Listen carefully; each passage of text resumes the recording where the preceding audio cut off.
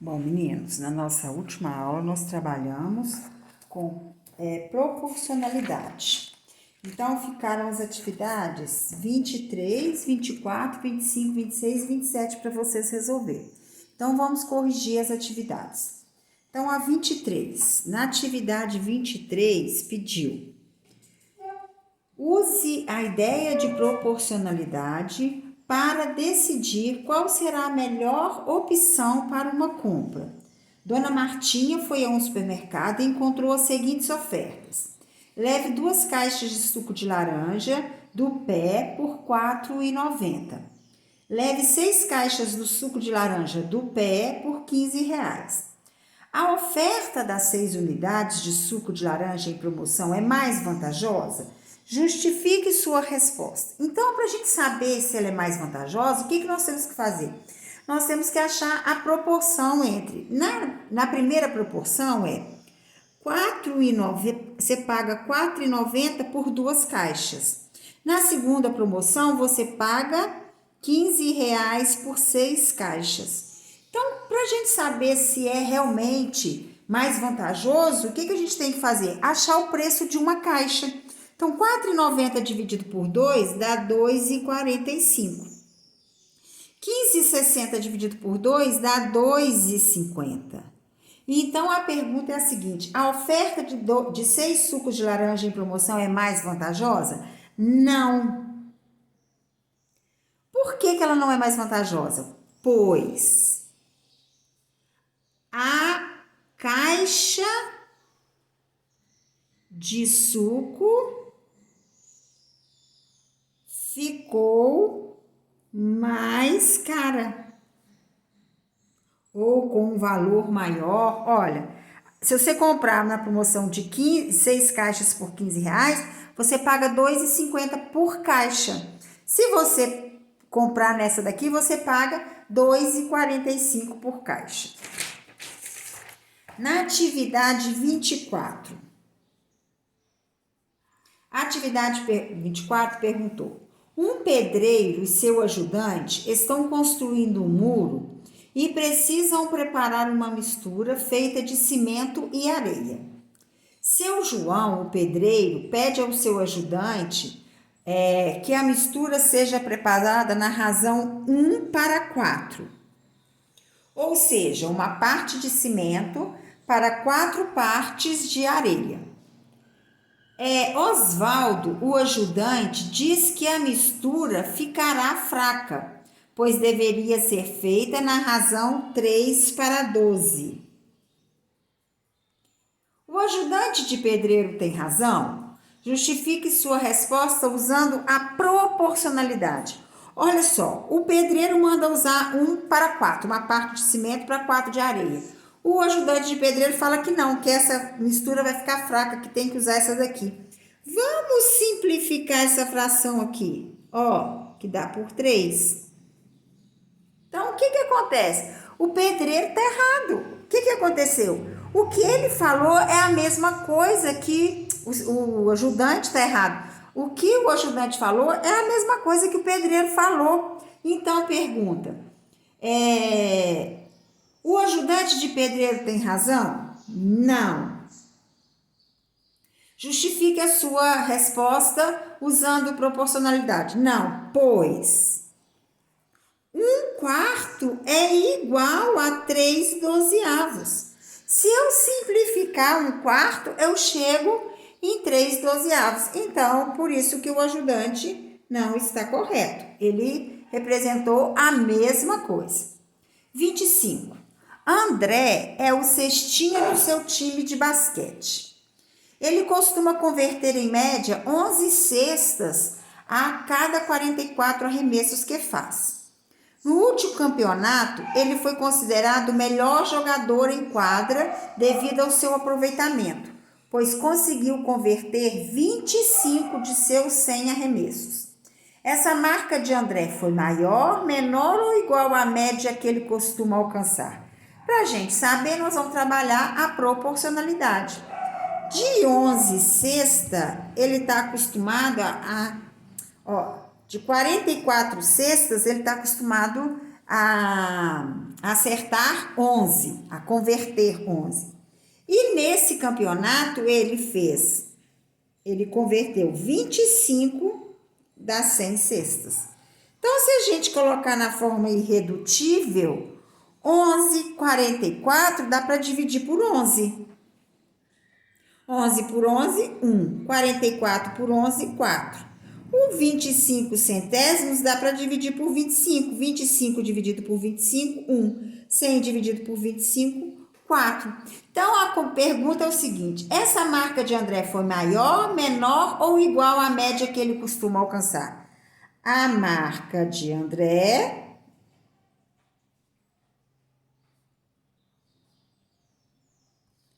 foi igual, por que foi igual? Porque as razões deram as mesmas.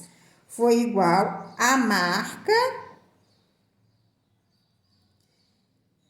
que ele costuma alcançar.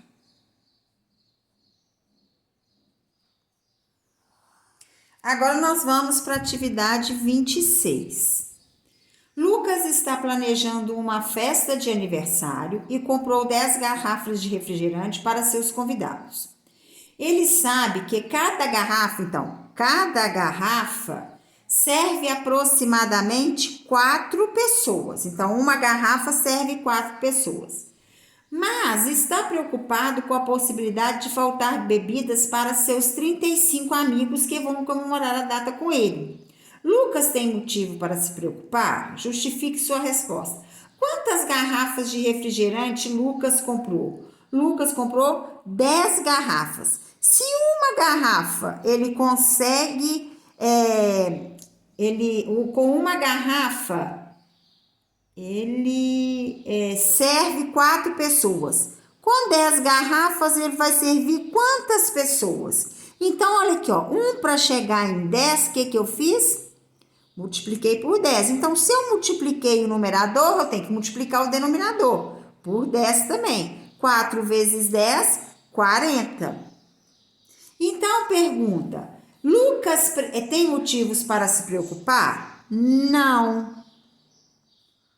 Pois 10 garrafas servem 40 pessoas. E os convidados dele, são 35 pessoas, então vai dar com folga. Na 27. Luísa mora em Belo Horizonte e vai visitar sua amiga Ana na cidade de Ouro Preto. Por cautela, ela resolveu abastecer seu carro, pensando também no trajeto de volta. Sabendo que o consumo de combustível de seu veículo é de 1 litro de gasolina para cada 13 quilômetros rodados e que a distância entre as cidades é de 130 quilômetros, só que ela quer abastecer ida e volta, então ela tem que multiplicar por 2. Então, a distância que ela vai percorrer é de 260 quilômetros. E ela falou o quê? 1 litro ela percorre 13 quilômetros. Então, pergunta: ela conseguirá fazer o trajeto de ida e volta com essa quantidade de combustível? Então, 1 litro ela percorre 13 quilômetros. Para ela percorrer 260 quilômetros, quantos litros ela vai precisar? Para a gente ver se o que ela abasteceu vai dar. Então, qual é o número que multiplicado por 13 que dá 260? Então, nós vamos ter que fazer a operação inversa. 260 dividido por 13. 2 vezes 13, 26 para 26, nada, 0. Então, ela vai precisar de quê? De 20 litros. Só que ela abasteceu o quê? Ela abasteceu 18 litros de gasolina. Ela conseguirá fazer o trajeto de ida e volta? Não. Pois faltará 2 litros de combustível. Porque, olha, ela abasteceu 18 litros e ela precisa de 20 litros. Então, o que ela abasteceu não vai dar para ela ir e voltar. Então, ela vai ter que colocar mais uma quantidade de combustível no tanque do carro. Agora nós vamos para nosso conteúdo, que é termos de uma proporção. Então, termos de uma proporção. Então, vamos lá. Em uma proporção, as razões A para B e C para D são representadas assim. Se a gente quiser falar que duas razões formam uma proporção, o que nós sabemos? Que uma proporção é uma igualdade entre duas razões. Então, para eu falar que isso aqui é uma proporção, eu tenho que falar A está para B, assim como C está para D. Para ser uma proporção, A sobre B tem que ser igual a C sobre D, que foi o caso lá do pedreiro. O pedreiro, o que ele fez? Aqui é uma proporção. Por quê? Porque 1/4 é igual a 3/12. Se a gente simplificar o 3/12, a gente chega em quarto. Então, 1/4 é igual a 1/4. Então, isso aqui representa uma proporção. Os números A e D são chamados de extremos na proporção. Olha, esse valor que está aqui e esse valor que está aqui, eles são chamados de extremos. Por que eles são chamados de extremos? Porque eles estão na ponta, ó, no início e no fim. Estão nas extremidades. E os números? Deixa eu achar uma caneta preta. E os números C e D? Não tem não.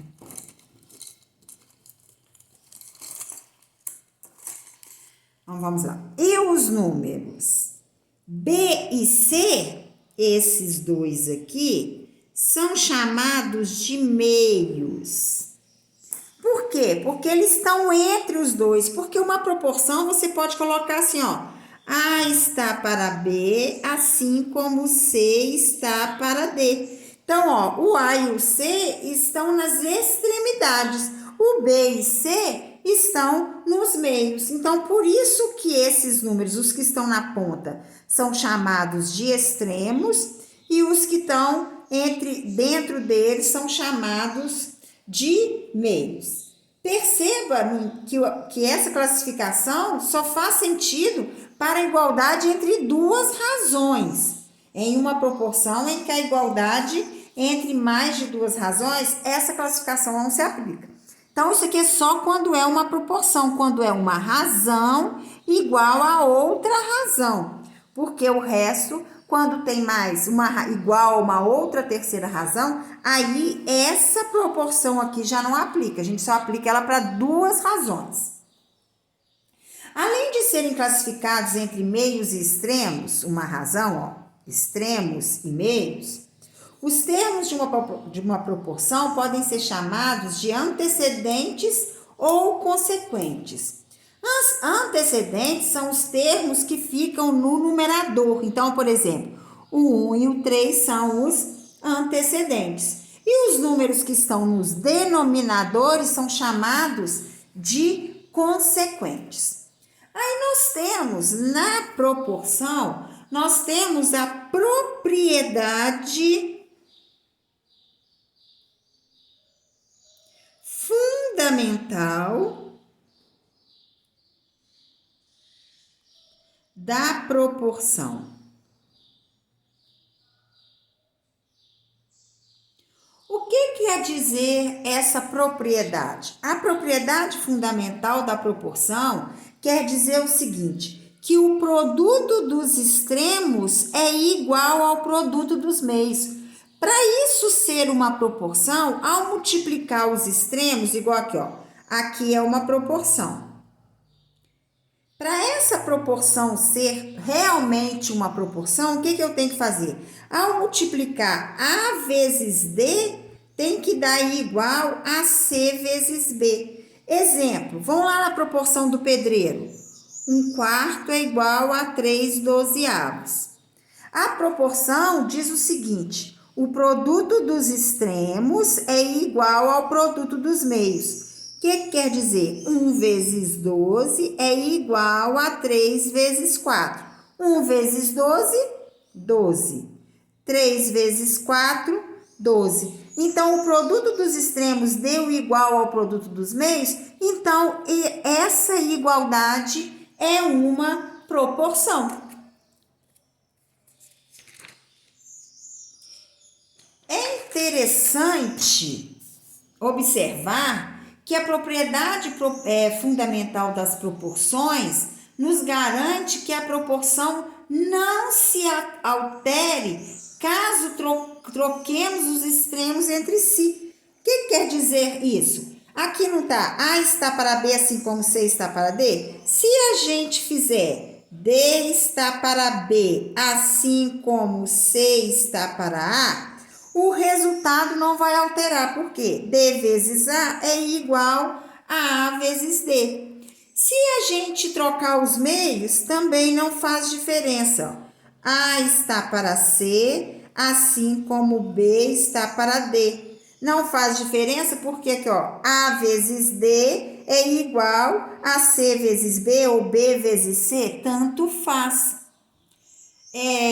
Então, quando a gente troca, não tem problema. Por quê? Porque a ordem dos fatores não altera o produto. Eu multiplicar A vezes D ou D vezes A é a mesma coisa.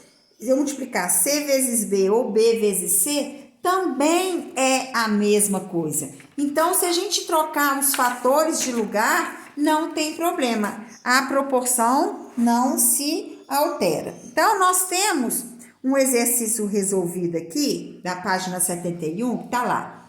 Verificar se os pares de razão a seguir formam ou não uma proporção.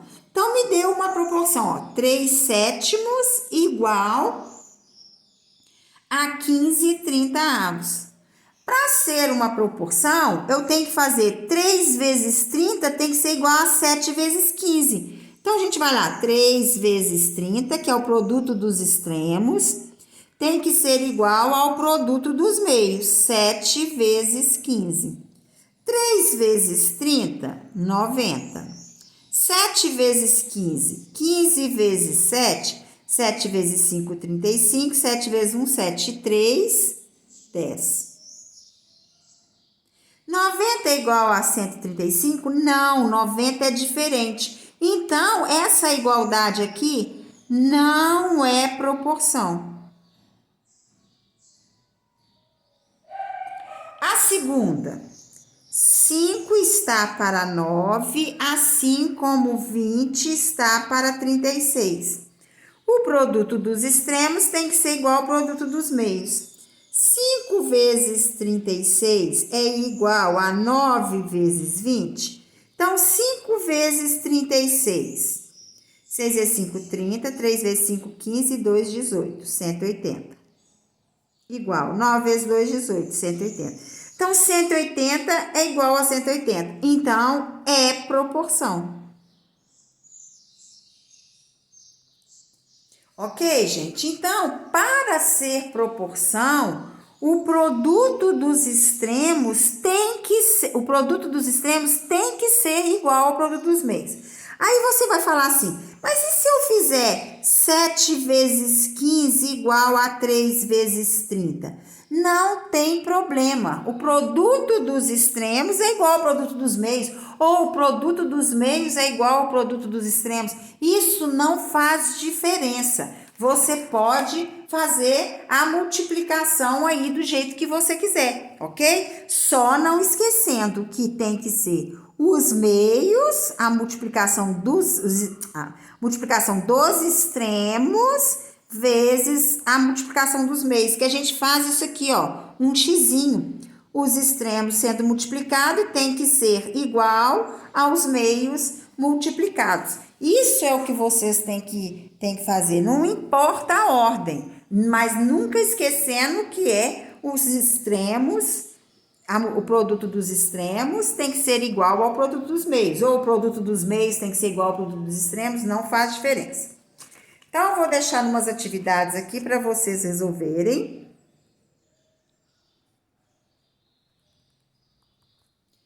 Atividades 28 e 29. A atividade 29, vocês vão fazer a letra A, B, C, D e L da página 72. Então, vocês aproveitam esse resto de tempo, que tem bastante tempo, dá para vocês terminarem essas atividades e enviar no horário de aula ainda. Na próxima aula a gente corrige.